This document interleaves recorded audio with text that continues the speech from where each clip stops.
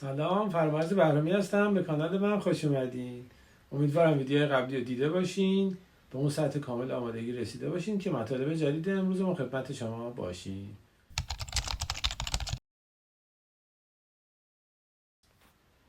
خب الان ما یاد گرفتیم که در متا تریدر چطوری کار کنیم. فقط اینکه ما یه نرم افزار بلد باشیم اصلا هیچ اهمیتی نداره.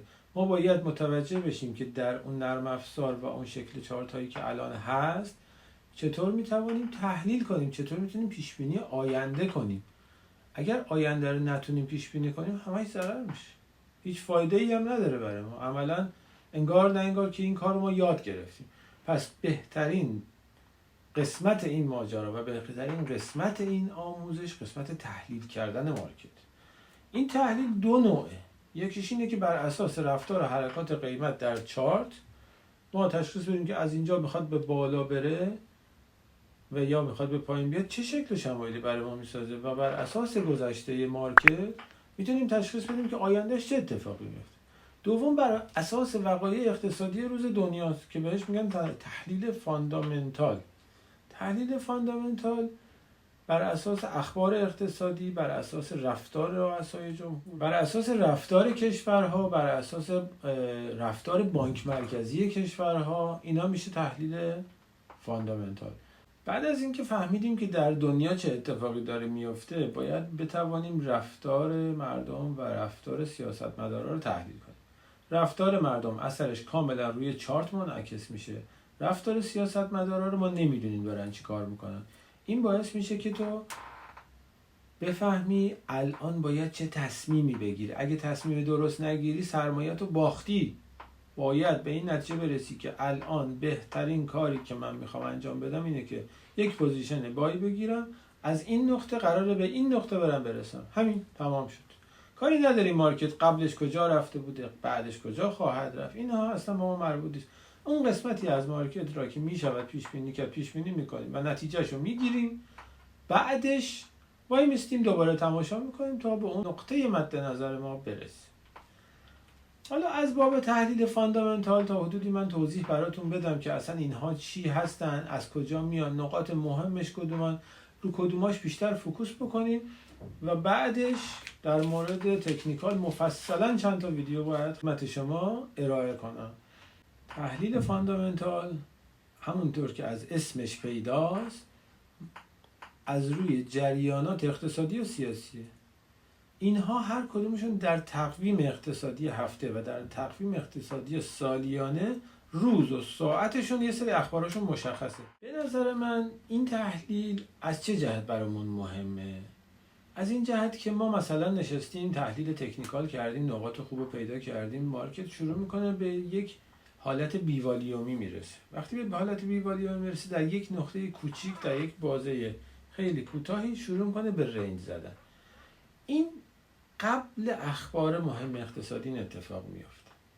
اونجا باید خیلی حواسمون جمع باشه، ساعتشو کامل بدونیم، اثرشو بر مارکت بدونیم کدومشون خیلی مهمه، بدونیمشون اونایی که مهم نیست، اثر زیادی نداره بر مارکت، که اونجا تریدهای پر مخاطره انجام ندیم. منتظر باشیم کارشو انجام بده، برنامه‌اشو بچینه، هر چقدر پول خواست از جیب مردم در بیاره، بعدش ما میریم اون وقت به جهت مارکت باهاش با هم دیگه میریم. بذار کاراشو بکنه، برنامه‌اشو انجام بده، بعد با هم دیگه ما این کارو انجام بدیم.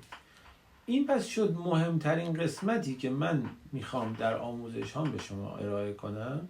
اخبار اقتصادی من اصلا نمیخوام بشینید تحلیل بکنید، چون یک دانش اقتصاد کلون بسیار زیادی میخواد، اقتصاد خرد بسیار زیادی میخواد. اصلا احتیاجی ما نداریم الان به این داستان. اگرم داشته باشیم الان وقتش برای شما نیست. پس ما میاییم فقط میگیم که آقا این اخبار اقتصادی برای شما مهم باید باشه چون اثرش بر مارکت زیاده. حالا اینها کدومها هستن؟ ببینید ما در ماه 22 روز کاری داریم در بازار فارکس. شنبه یک شنبه که نرمال تعطیل، بقیه روزا 24 ساعته دارن کار میکنن. این 22 روز یک روزش هر ماه این اتفاق میافته. یک خبری هست به اسم خبر NFP. این خبر NFP یعنی اشتغال بخش غیر کشاورزی آمریکا، که کسایی که مخصوصا روی یورو دلار کار میکنن و یا جفت ارزایی که وابسته به دلار کار میکنن، این براشون خیلی مهمه، چون در اون لحظه بسیار حرکات شدیدی انجام میده و یا بسیار میره پایین، همشو بس میده میاد بالا. این اصلا مهم نیستش، کاری نداریمش، ولی اینو بدونید که این بسیار مهمه و بسیار تکون میده مارکت، که همون NFP یا همون نان فارم پیروله، اشتغال بخش غیر کشاورزی آمریکا. این در لحظه اعلامش معمولا شادوهای بسیار سنگینی میزنه. بروکرایی که با ایرانی‌ها کار میکنن اسلیپیجای بسیار سنگینی میدن و خیلی از دوستان ما، خیلی از کسایی که دارن کار بازار فارکس انجام میدن در این نقطه بسیار بسیار ضررهای بزرگی میدن. من پیشنهاد نمیکنم، میگم آقا از این 22 روز یک روزش خبر NFP رو باید وایستیم خبر اعلام بشه، بعد خبر اون مدلی که قراره روش پیاده بکنیم که ترید در زمان خبره و بعدا در ویدیوهای بعدی خدمتتون کاملا تشریحش میکنم، اون انجام بدیم اونجا. فعلا برسیم به بحث خودمون، در ادامه و در روزهای آینده من خدمت شما میگم که در زمان خبر اصلا چجوری باید وارد ترید بشیم. خبر بعدی خبر GDP که تولید ناخالص داخلی آمریکاست. این خبر GDP هم در روزهایی که اختلاف قیمت با پیش‌بینی‌ها داره بسیار تکونای وحشتناکی میده و شما میتونید جهت مارکت در هفته‌های آیندهش بتونید ببینید به کدوم سمت میره. و یه خبر دیگه‌ای داریم به اسم خبر CPI که شاخص بهای مصرف کننده آمریکاست. این خبر هم خیلی مهمه. پس تا الان شد خبر NFP، خبر GDP و خبر CPI. این ستا بسیار اخبار مهم و تکان دهنده ای در مارکت. یعنی مقدار پیپی که حرکات روزانه رو شکل میده با این اخبار میتونه به شما ضرر بزنه. میتونه اون بروکری که شما داخلش حساب دارید با اسلیپیجی که میزنه میتونه حساب شما رو کال مارجین بکنه یا ضررهای بسیار هنگفتی به شما بزنه. یه دونه خبر دیگه هست که خبر نمیشه بهش گفت، یک اعلام نرخ بهره ماهیانه است که از طرف فدرال رزرو یا FOMC یا بانک مرکزی آمریکا که رئیس اون آقای پاول باشه، اینها میان یک نرخ بهره یا هر ماه اعلام میکنن که الان هم خیلی این وضعیت داغه. یه روز میان میگن اعلام میکنیم، یه روز میگن اعلام نمیکنیم، یه روز میگن کاهش میدیم، یه روز میگن افزایش میدیم، یه روز میگن ثابت میمونه، که این هم در اون روز و سخنرانی بعدش که آقای پاول میخواد بیا سخنرانی بکنه اون هم بسیار مهمه و بسیار حرکات بزرگی انجام میده که اگر خلاف مارکت مونده باشید و استاپ لاس منطقی براش نگذاشته باشید کلا حساب شما رو از بین میبره. این خیلی مهمه برای اینکه فردای اون روز این ترید زمان خبری که به شما میگم این شکلیه که فردای اون روز اثر اون مارکت رو میبینیم و بر اساس تکنیکالی که از قبل براش تعیین کرده بودیم و بر اساس اهدافی که از قبل براش تعیین کرده بودیم شروع میکنیم به ترید کردن منطقی بدون خطر. چه کاریه؟ ما بیایم در لحظه خطر با فول استرس آدرنالینمون برسه به خدا که میخوایم یه دونه حالا پوزیشن بگیریم. من همیشه به همه گفتم از این 22 روز غیر این 4 روزو بزنیم هیچ چی نمیشه. مارکت نه فرار میکنه، نه دستمون در میره، نه جایی میره، نه قراره به جای خاصی بره، همونجاست. با این کاراشون فقط میخوان حس ترس و یا حس فومو برای شما ایجاد بکنن که این خیلی خطرناکه. شما اگر حس فومو به شما دست بده دنبالش میرید و در همون لحظه کامل اون حرکت رو برمیگردونه. بعدش اگه جایی بخواد بره میره. اگه حس ترس بهتون دست بده پوزیشناتون رو میفروشین و اصلا نمیره به اون جایی که شما میترسیدید، دوباره برمیگرده میره به سمتی که از قبل رو تحلیل تکنیکال که حتما خدمت شما به طور مفصل آموزش میدم، از قبل ما تعیین کردیم که مارکت ما هدفش نقطه ایگرگ هست و اصلا قرار نیست جای دیگه بره، هر چه قدم میخواد این وسط بازی بکنه. که اینها با این اخباری که هست، با این کارهای اقتصادی که دارن انجام میدن، میخوان مردم رو واقعا به ترس و طمع بندازن. این نموداری که شما دارید میبینید در چارت شکل گرفته حاصل ترس و طمع مردمه که بسیاری از ریاضیدانهای بزرگ به این میگن مدل ترس و طمع. یعنی ترس و طمع مردم رو اگر مدل سازی بکنی در هر جامعه آماری، چه جامعه آماری تریدرها، چه جامعه های پرتقال فروش ها، چه گوجه فرنگی فروش ها، فرقی نمیکنه، همین شکلی از آب در میاد. بارها در آزمایشگاه‌های مختلف تست شده، دقیقاً همین شکل از آب در میاد که الان هست. کاملا هم این تکرار شونده است، چون واقعا از حوصله مارکت میکر خارجه که بخواد بیاد هر روز یک شکل جدید بسازه، یک مدل جدید بسازه. این کاملا از این بحث خارجه. حالا یک بحثی که هستش، سوال میکنن از ما، میگن که من اصلا اخبار از کجا بدونم که کی قراره اعلام بشه؟ قراره چی اعلام بشه؟ پیش بینیش چیه؟ قبلش چی بوده؟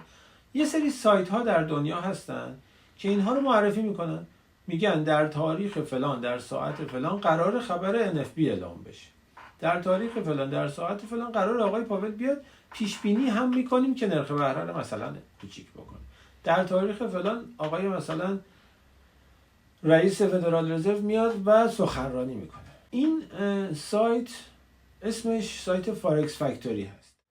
برای اینکه بدونیم ما این تاریخ ها کیه، این زمان ها کیه، چون واقعا به ثانیه حساسیت داره، باید بریم در داخل سایت فارکس فکتوری. البته سایت های ایرانی هم هست و توضیحات فارسی هم هست که من نمیتونم الان در این ویدیو در مورد فارسی زبون ها صحبت بکنم، ولی اینی که عمومیت داره و همه بگیرش هستن سایت فارکس فکتوریه.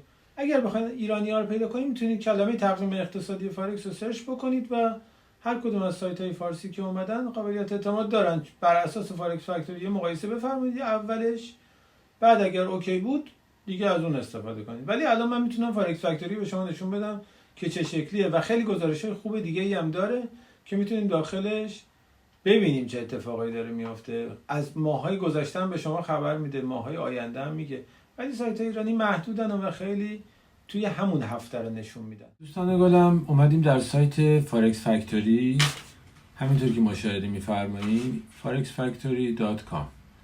اینجا باید یه دونه اکانت بسازیم که من جلوتر براتون ساختم که از وقت ویدیو گرفته نشه. میتونید به راحتی بسازید با ایمیل و هر اسمی که میخوایم بذارین. این اکانت ساخته میشه و براتون اینجا آماده میشه، لاگین میکنید. در قسمت کلندر این گزینه‌های زیادی داره این سایت، الان قرار نیستش که بخوایم همشو برای شما توضیح بدیم. در قسمت کلندر اینجا میایید بررسی میکنید که در طول هفته مثلا اینجا زده دیس ویک 8 ژوئن تا 14 ژوئن، روز یک شنبه که هیچی، روز دوشنبه اخبار رو اینجا به طبقه بندی برای شما گذاشته. ما برای چی من میگم طبقه بندی؟ به خاطر این که اینها اونایی که توسی هستن که بانک هلیده یا یعنی مثلا روز تعطیلی بانکی و اخبارهایی که بسیار کم اهمیت هستن و اینجوری توسی میزنه، اخبارهایی که یه خورده اهمیت دارن و زرد میزنه، یه هوا مهمتر و نارنجی میزنه، اخبار خیلی مهم و به این شکل قرمز اعلام میکنه که این میتونه تاثیر زیادی در مارکت بذاره و شما براتون خیلی اهمیت داشته باشه که دقیقاً در این تایم حواستون به پوزیشناتون باشه. اخباری که ملاحظه میکنید الان ببینید در این هفته پیش رویی که مثلا الان من دارم برای شما در نظر گرفتم این صفحه رو، خبر CPI هستش،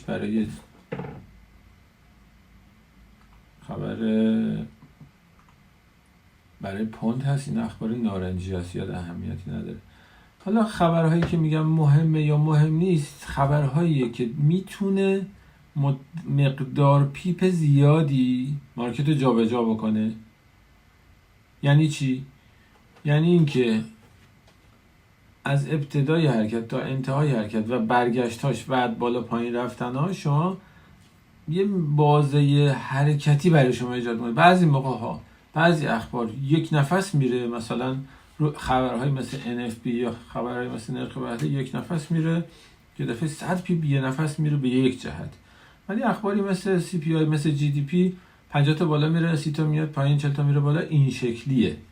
اینها میتونه تاثیرگذار باشه، شما رو به ترس طمع بندازه خراب بکنه سرمایه هاتون رو. و به نظر من نکنه آدم ترید کردن توی این روزا بهتره. همونطوری هم که در چند دقیقه پیش خدمت شما گفتم، ما نباید زیاد طمع کنیم چون مارکت قرار نیست جایی بره. ما باید به این نتیجه برسیم که در این روزها ترید نکردن ممکنه حسرت ایجاد بکنه، ولی ترید کردن حتما سردرد ایجاد میکنه. اینو آویزه گوشتون کنید، اینو حتما بهش دقت کنید. اگه این کارو نکنید بعداً ضرر میکنید. مطمئن باشید به حرف من یه روزی میرسید. اینجا مثلا در روز چهارشنبه اینجا نوشته روز چهارشنبه 11 ژوئن قراره کور سی پی آی اعلام بشه. سی پی آی چیه؟ سی پی آی شاخص بهای مصرف کننده است در آمریکا. این میتونه روی دلار، اینجا نوشته روی دلار تأثیر بسیار زیادی بذاره. اینجا فورکستاش نوشته، یعنی پیش بینی هاش، اینجا پرویژن یعنی قبلیاش، و اینجا گراف هایی که براش وجود داره و دیتیل هایی هم که اینجا گذاشتن واسه شون که اینجا حالا زیاد در موردش بحث نمی کنیم. فقط برای ما الان در این تایم مهمه که ما در تاریخ روز چهارشنبه 11 ژوئن ساعت 3:30 باید حواسمون 6 تا جمع باشه که مارکت میخواد چی کار بکنه. حالا در ادامه در روش تکنیکال من به شما میگم که موقع خبر چجوری باید ترید بکنیم. نباید بریم دنبال مردم، نباید اون لحظه خبر هیجان بگیریم، وای وای مارکت رفت ما هم دنبالش بریم پوزیشن بگیریم، این کارو بکنیم. اصلا نباید هیچ خودتون رو اذیت بکنید. یا مثلا براتون خیلی ترسناک باشه که موقع پوزیشن هم رفت تو ضرر، الان خراب میشه، همه چی از بین میره. نه، مارکت دقیقاً برنامه و رفتار تکنیکالی که قرار بوده از قبل انجام بده رو انجام میده. در اون لحظه یه هیجان ایجاد میشه که به مارکت سرعت میده. من همیشه میگم با شایعات باید بخری، با اخبار باید بفروشی. یعنی چی؟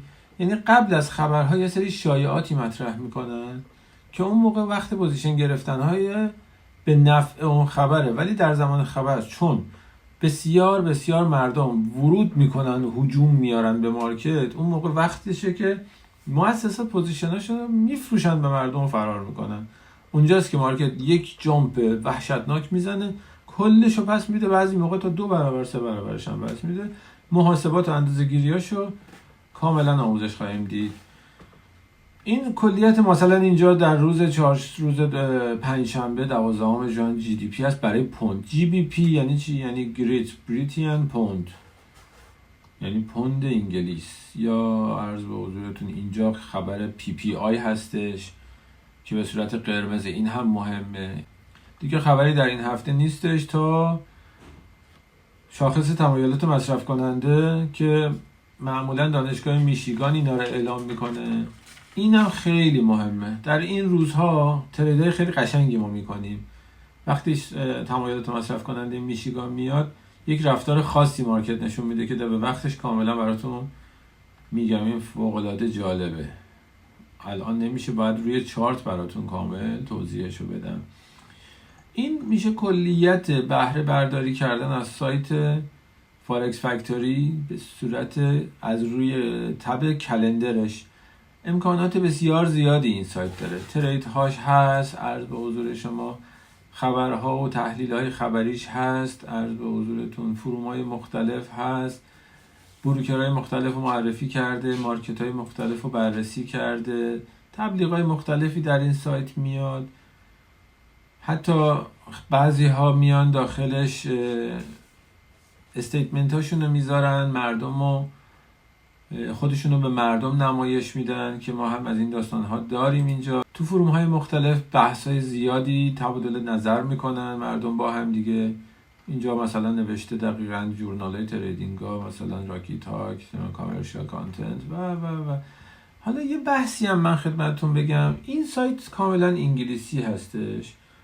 بعضی دوستان کپی از این سایت به صورت فارسی دارن که من اینجا در موردش تبلیغ نمی کنم، ولی هست. اگر خواستید میتونید تقویم اقتصادی فارکس رو سرچ بکنید. دوستان زیادی هستن که در ایران هم اینا رو ترجمه کردن و برای شما اونایی که حالا جسارت نباشه، اونایی که انگلیسیشون ضعیف‌تر هستش و دوست ندارن، حتی بعضی دوست ندارن به زبان انگلیسی بخونن، اونجا میتونن بررسی کنن تایمش دقیقا با تایم ایران ست شده است، این تایم با تایم لوکال ست میشه. میتونید راحت ستش بکنید از اینجا میره تایمش رو به صورت لوکال انجام میدید. و در قسمت های دیگه هم که عرض کردم خدمتتون، مهم قضیه توی این سایت برای ما فعلا در فعل حاضر برای بخش که ما در داخلش داریم الان ترید میکنیم همین قسمت فرقی. در این قسمت هم میتونید هفته های گذشته، اینجا میره در هفته گذشته مثلا چه اتفاقی افتاده. یکی از مهمترین خبره که هفته پیش اتفاق افتاد و میتونیم اثرش رو ببینیم دقیقاً اینجاست. اسمش خبر NFP بود که من به شما عرض کردم، خبر Non-Farm Employment Change و Non-Farm Payroll. این خبرها بسیار خبرهای مهمی هستند که تاثیرگذاری عجیب غریبی در مارکت میذارن. در ویدیوهای بعدی دیدن نحوه حرکات مارکت و پیشبینی حرکات مارکت که قراره چه اتفاق براش بیفته و چی بسازه برامونو بهتون آموزش میدم. از دست ندین. اینهایی هم که بهتون گفتم براتون خیلی مهمه. قرار نیست ما فقط تکنیکال یاد بگیریم یا فقط فاندامنتال یاد بگیریم. اینا رو باید با هم یاد بگیریم. همه اینا همزمان در یک لحظه به شما کمک میکنه که بتونید از مارکت سود بگیرید. هیچ وقت یادتون نره ما با شرکت‌های بزرگ سرمایه گذاری که با ابر کامپیوتر نشستن پای مارکت طرفیم. خیلی باید شیشتونگ باشیم، خیلی باید زرنگ باشیم که پای مارکت بتونیم ازش سود بگیریم. اگر این ویدیو براتون مفید واقع شد حتما سابسکرایب کنید که ویدیوهای بعدی از دست ندید، چون با دانش ناقص در مارکت سرمایه‌هاتون به باد فنا میشه. مراقب خودتون سرمایه‌هاتون باشین. خدا نگهدار.